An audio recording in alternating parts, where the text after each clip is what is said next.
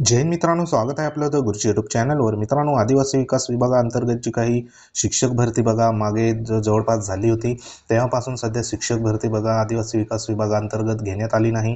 तर जे काही शिक्षक सध्या त्या भरतीमध्ये प्रविष्ट होते, तर काही जे उमेदवार होते, तर त्यांना बघा TET किंवा CTET उत्तीर्ण होणे बघा अनिवार्य करण्यात आलं होतं.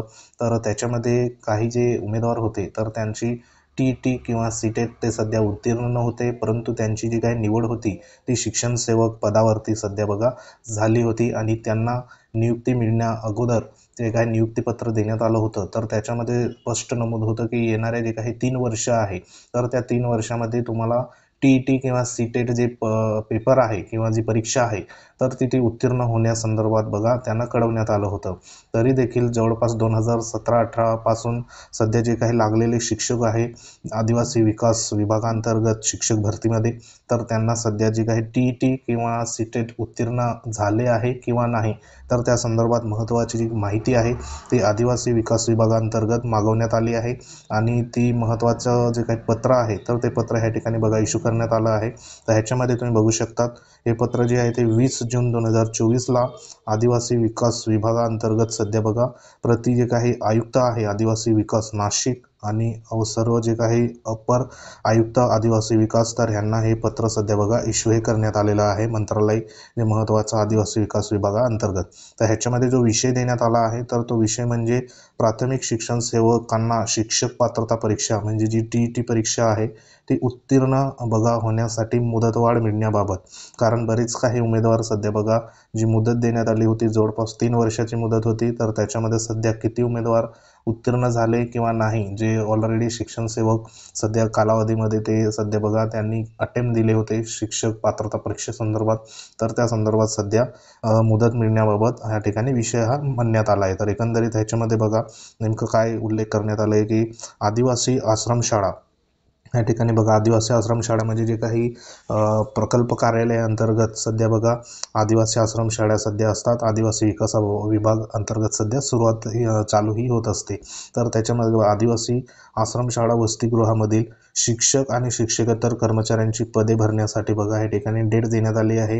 1/12/2018 रोजी महत्त्वाचा शासन निर्णयान्वये विशेष भरती प्रक्रिया राबवण्यात आली होती. म्हणजे 2018ला सध्या बघा महत्त्वाची जी काही शिक्षक भरती सध्या झाली होती आदिवासी विकासाअंतर्गत, तर त्या भरतीच्या अनुषंगाने महत्त्वाचं या ठिकाणी जे काही सदर भरती प्रक्रियेमध्ये जे प्राथमिक शिक्षण सेवक पदावर सध्या ज्यांची नियुक्ती झाली होती, या ठिकाणी बघा प्राथमिक शिक्षण सेवक पदावर सध्या नियुक्ती ज्यांची मिळालेली होती, अशा उमेदवारांना शिक्षक पात्रता परीक्षा म्हणजे TET उत्तीर्ण करण्यासाठी 3 वर्षाची बघा मुदत देण्यात आली होती. या ठिकाणी लक्षात घ्या, 2018ची ही ठिकाणी बघा गोष्ट आहे. तर 2018ला या ठिकाणी परीक्षा झाली होती आणि त्या 2018ला ज्यांचं शिक्षण सेवक म्हणजे प्राथमिक शिक्षण सेवक ह्याच्यामध्ये पदावर सध्या नियुक्ती झाली होती, तर अशा उमेदवारांना जवळपास 3 वर्षापर्यंत मुदत देण्यात आली होती का तुम्ही TET किंवा CTET परीक्षा उत्तीर्ण होण्यासंदर्भात. तर त्या अनुषंगाने खालील जे काही मुद्द्यांची माहिती शासनास तात्काळ सादर करण्यात यावी अशी या ठिकाणी विनंती देखील केलेली आहे. तर या ठिकाणी 2 माहिती सध्या मागवण्यात आली आहे.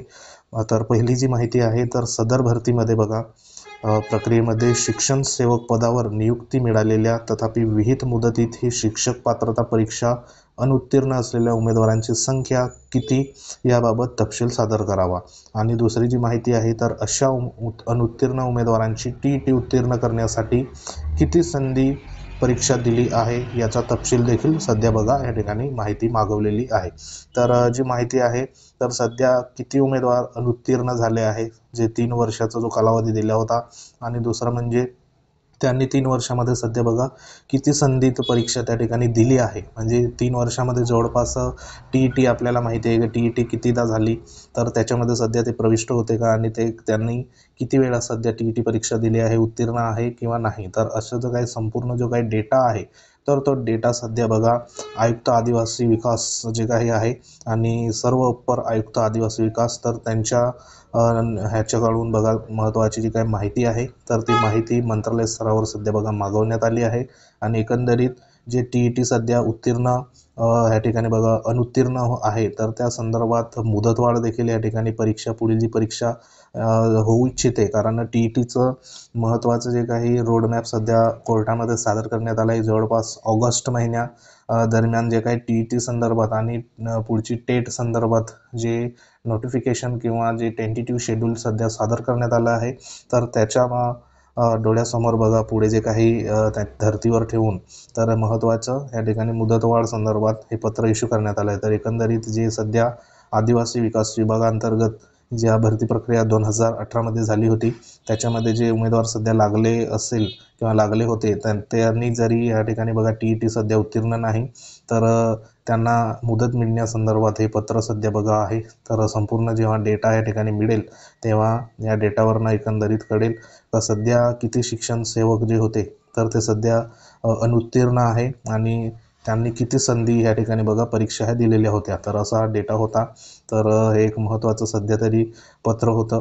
तर अशी एक सध्या लेटेस्ट अपडेट होती. तर ह्याच्यावर बघा पुढील नेमकी कार्यवाही कशा पद्धतीने होते, तर त्यानुसार पुढील जे काही पत्र असेल तर ते इश्यू होऊ शकतात. तर सध्या तरी TET संदर्भात महत्त्वाचं हे पत्र होतं. तर आता सध्या TET परीक्षा आणि जी महत्त्वाची सध्या आता CTET परीक्षा आहे जुलै 7ला चालू, तर त्याच्यावर देखील तुम्ही लक्ष देऊ शकता. ज्यांचं ॲप्लिकेशन केलं असेल, तर सध्या येणारी जी परीक्षा आहे CTET, तर त्याच्यावरती तुम्ही फोकस करा आणि ती उत्तीर्ण कशा पद्धतीने तुम्ही होऊ शकता त्याच्यावरती सध्या बघा फोकस करा. लवकरात लवकर उत्तीर्ण झाले म्हणजे ह्या ज्या काही पात्रता परीक्षा आहे, तर त्याच्यामधून तुम्हाला बघा पुढील जी काही टेट परीक्षा होणार आहे, तर त्याच्यामध्ये तुम्हाला प्रवेश त्या ठिकाणी प्राथमिक शिक्षण सेवक या गटामध्ये तुम्हाला बघा मिळू शकतो. पेपर 1 जर तुम्ही उत्तीर्ण जर झाले, तर असं हे महत्त्वाचं सध्या अपडेट होती. अपडेट जर आवडली असेल तर तुम्ही लाईक करू शकता. तुम्ही जर आपल्या चॅनलवर नवीन असाल तर चॅनलला सबस्क्राईब करून घ्या, जेणेकरून अशाच प्रकारच्या